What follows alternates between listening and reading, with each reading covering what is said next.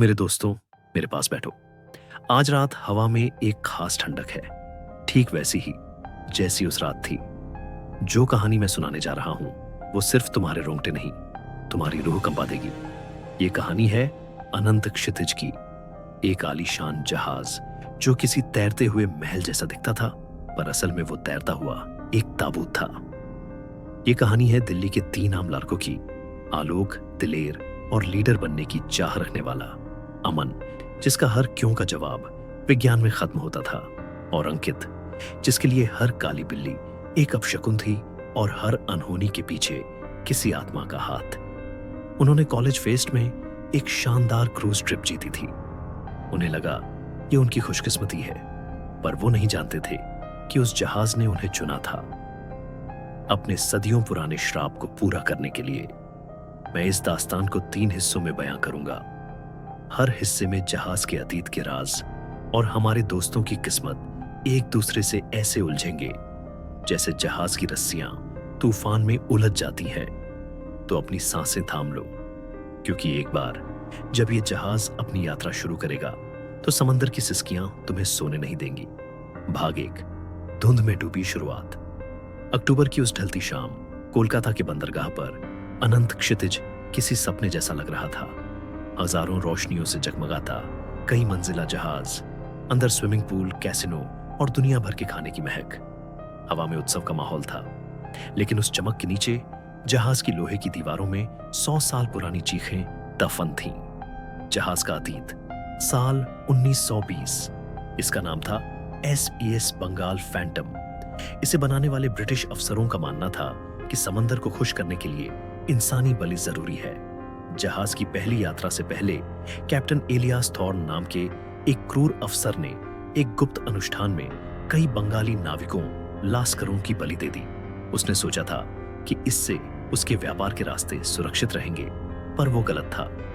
उन निर्दोष आत्माओं ने मरने से पहले जहाज को श्राप दिया कि ये जहाज हमेशा समंदर और समय के बीच भटकता रहेगा, नई रूहों को अपनी कैद में लेने के लिए।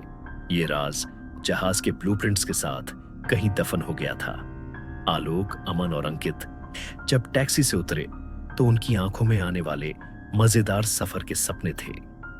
सोचो दोस्तों, आलोक ने टिकट हवा में लहराते हुए कहा, कॉलेज की बोरिंग किताबों से सीधे बंगाल की खादी का सीना चीरते हुए, इसे कहते हैं किस्मत, अतीत का धागा। आलोक को नहीं पता था कि उसके परदादा, जो एक लास्कर थे, बंगाल फैंटम पर काम करते थे और उसी पहली यात्रा में लापता हो गए थे। ये इनाम कोई संयोग नहीं था, ये श्राप अपनी खोई हुई कड्डी को ढूंढ रहा था। अमन अपने नए कैमरे के एंगल सेट कर रहा था। शांत हो जा हीरो, ये सिर्फ एक जहाज है, पद्दा है, महंगा है, बस मेरा ड्रोन तैयार है, फुकेत के ऐसे शॉट्स लेंगे कि पूरा कॉलेज चल जाएगा। अतीत का धागा। अमन का तर्क और विज्ञान पर भरोसा इसलिए था क्योंकि बचपन में उसकी मां की मौत एक पुराने घर में रहस्यमयी परिस्थितियों में हुई थी। लोगों ने कहा भूत, पर अमन ने हमेशा खुद को समझाया कि जरूर कोई वैज्ञानिक कारण रहा होगा। वो अनजाने में उसी सवाल का जवाब ढूंढ रहा था। अंकित ने घबराकर चारों तरफ देखा। यार, बोट पर एक बूढ़े मल्लाह ने अजीब बात कही। बोला, जो जहाज समंदर का कर्ज लेकर चलता है वो अपनी मंजिल पर कभी नहीं पहुंचता। मुझे ये जगह ठीक नहीं लग रही। अतीत का धागा। अंकित के चाचा एक मछुआरे थे जो सालों पहले बंगाल की खाड़ी में एक तूफान में खो गए थे। उनका शव कभी नहीं मिला। अंकित के गांव में किंवदंतियां थीं कि समंदर कभी कभी अपनी पसंद की आत्माओं को ले जाता है। आलोक हंसा, अरे ये सब टूरिस्टों को डराने के लिए होता है, चल अंदर चलते हैं। जैसे ही उन्होंने जहाज पर पहला कदम रखा, एक अजीब सी ठंडक उनकी रीढ़ में दौड़ ढक गई। जहाज के अंदर का माहौल भव्य था, पर कहीं कहीं से पुरानी लगती और समुद्री नमक की एक अजीब सी उदास महक आ रही थी, जैसे जहाज अपनी उम्र बता रहा हो। कैप्टन रजनीश मेहता ने इंटरकॉम पर स्वागत किया। उसकी आवाज गहरी और थकी हुई थी, जैसे वो सदियों से यही ऐलान कर रहा हो। अतीत का धागा। Captain Mehta captain Elias Thorn का ही वंशज था, जो अपने परिवार के कर्मों की सजा भुगतने के लिए इस जहाज का कैप्टन बनने के लिए शापित था। पहले कुछ घंटे किसी जन्नत से कम नहीं थे। लेकिन जैसे ही जहाज ने गहरा समंदर छुआ और जमीन पीछे छूट गई, जहाज की असलियत जागने लगी। शुरुआत बहुत धीमी थी। डिनर के वक्त आलोक ने देखा कि पास की टेबल पर बैठा एक बूढ़ा योद्धा अचानक गायब हो गया, जबकि उनकी वाइन के गिलास आधे भरे थे। अमन ने पूल के पास एक लड़की को देखा जो उसे देखकर मुस्कुराई और अगले ही पल हवा में घुल गई।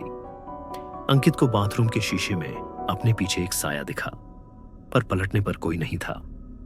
यह मेरा वहम है, उन्होंने एक दूसरे को तसल्ली दी। असली डर ने दस्तक दी आधी रात के बाद।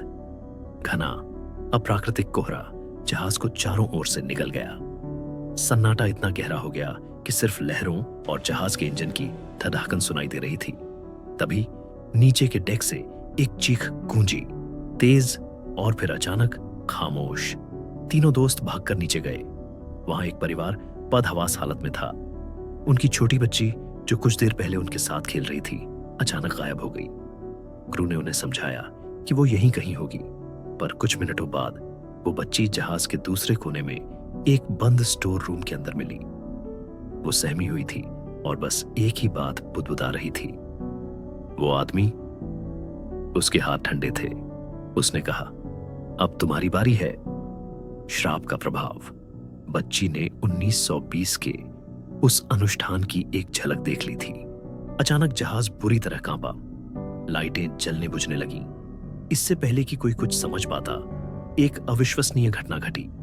जहाज समंदर से ऊपर उठने लगा, जैसे किसी अदृश्य हाथ ने उसे पानी से खींच लिया हो। नीचे समंदर नहीं, बल्कि घूमता हुआ कोहरा था। यात्री चीख रहे थे। गुरुत्वाकर्षण जैसे खत्म हो गया था। अमन ने घबराकर अपनी घड़ी देखी। उसका कंपास पागलों की तरह घूम रहा था और अल्टीमीटर दिखा रहा था कि वो हजारों फीट की ऊंचाई पर है। ये नामुमकिन है, हम उड़ियच रहे हैं। जहाज कुछ देर हवा में लटका रहा और फिर धीरे से नीचे आया। एक जोरदार झटके के साथ वो किसी सतह से टकराया। जब कोहरा छटा तो बाहर का नजारा देखकर सबकी रूह फना हो गई।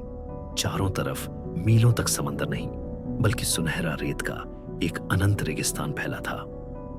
अनंत क्षितिज एक रेगिस्तान के बीचों बीच फंसा हुआ था। और तभी सुबह की पहली किरण में उन्होंने डेक पर खड़ी एक आकृति देखी। एक पारदर्शी साया पुराने नाविक के कबड्डों में। उसकी आंखें खाली थीं और वो सीधे अंकित को घूर रहा था। वो अंकित के लापता चाचा की आत्मा थी। भाग दो, रेत पर लिखी चीखें, कथावाचक। रेगिस्तान में फंसा जहाज, ये कोई सपना नहीं था, ये हकीकत थी। यहां से कहानी एक ऐसा मुद्दा लेती है जहां वक्त और हकीकत के मायने खत्म हो जाते हैं। अब सवाल ये नहीं था कि फुकेत कैसे पहुंचेंगे, सवाल यह था कि वो जिंदा कैसे बचेंगे।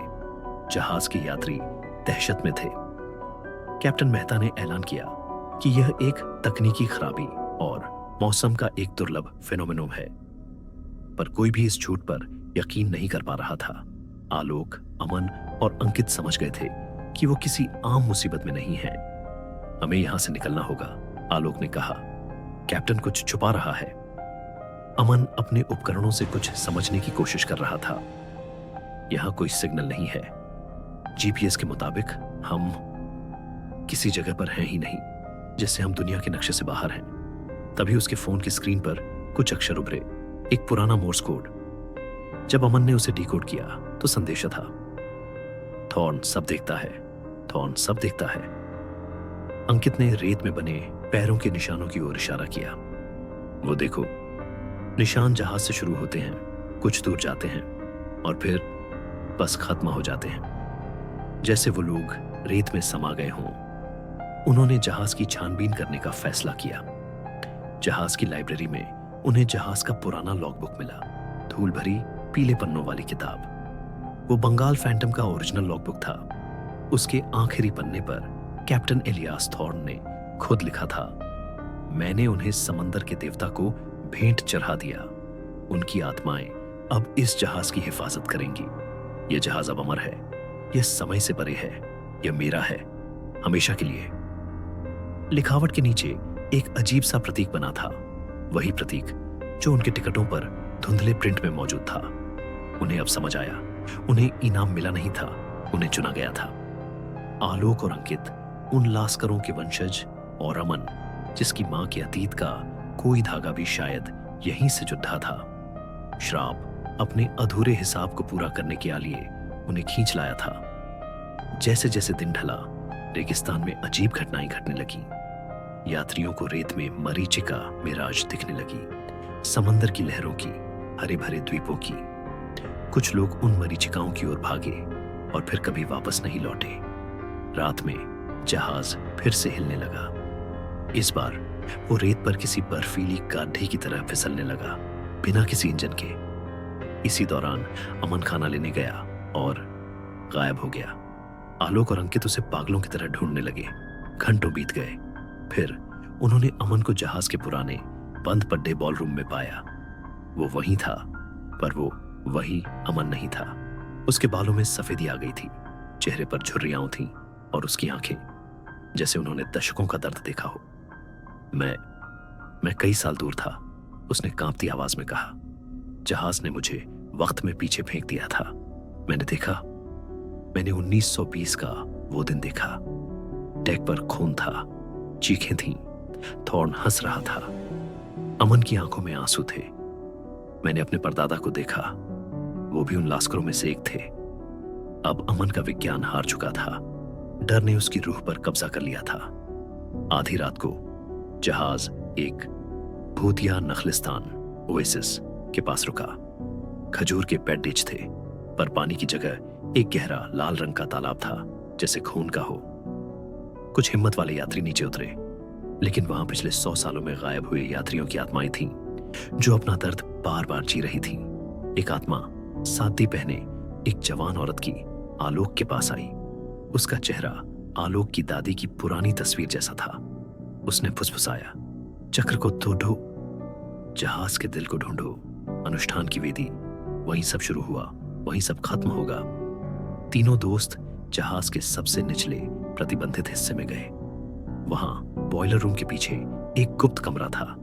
कमरे के बीचों बीच एक वेदी थी और उस पर एक छोटी काले पत्थर की मूर्ति रखी थी। मूर्ति किसी समुद्री राक्षस जैसी दिख रही थी और उससे एक मध्यम दुष्ट रोशनी निकल रही थी। जैसे ही आलोक ने उसे छुआ, उसके दिमाग में हजारों तस्वीरें कौंध गईं। अनुष्ठान का खूनी मंजर, आत्माओं का चित्कार और थॉर्न का शैतानी चेहरा। मूर्ति ने तीनों के दिमाग में एक साथ एक आवाज भेजी, तुम सब खून से जुद्दे हो। तुम्हारा खून ही मुझे आजाद करेगा या हमेशा के लिए यहां कैद कर देगा। तभी जहाज एक बार फिर बदला। रेगिस्तान गायब हो गया। अब वो एक तूफानी समंदर में थे, पर आसमान का रंग बैंगनी था और बिजली घटीडा छिक रही थी। आसपास दूसरे जहाजों का मलबा तैर रहा था, टाइटैनिक जैसे पुराने जहाज, विश्व युद्ध के जहाज। हम समय के कब्रिस्तान में हैं, अमन फुसफुसाया। इसी बीच कैप्टन मेहता उनके सामने आया, पर अब उसकी आंखें काली थीं। तुम लोग यहां तक पहुंच गए? एक गहरी विदेशी आवाज उसके मुंह से निकली। मैं थॉर्न हूं और यह जहाज मेरी मिल्कियत है। थॉर्न की आत्मा ने कैप्टन पर कब्जा कर लिया था। इससे पहले कि वो कुछ कर पाते, डेक पर हवा का एक बवंडर बना। वो सीधा अंकित की ओर बढ़ा और उसे अपनी ओर खींच लिया। आलोक, अमन। अंकित की चीख हवा में खो गई और वो बवंडर में समा गया।